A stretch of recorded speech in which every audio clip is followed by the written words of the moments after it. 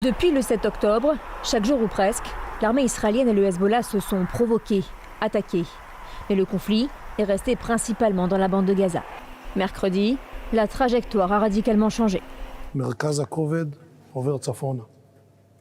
Le centre de gravité se déplace vers le nord. Cela signifie que nous réorientons progressivement nos forces, nos ressources et notre énergie vers le nord.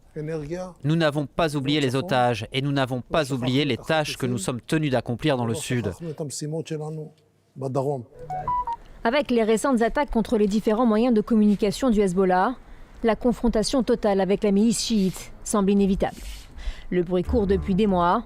L'État hébreu semble avoir amorcé la première pierre.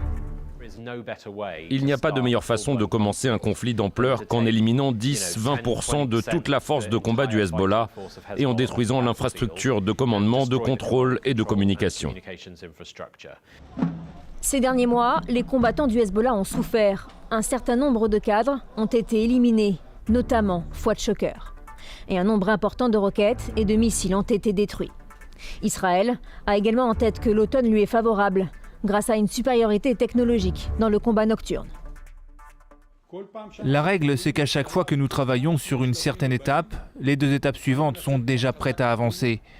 À chaque étape, le prix à payer pour le Hezbollah doit être plus élevé.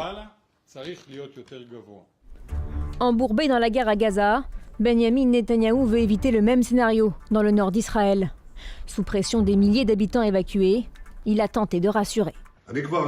Je l'ai déjà dit, nous ferons en sorte que les habitants du Nord rentrent chez eux en toute sécurité et c'est exactement ce que nous allons faire.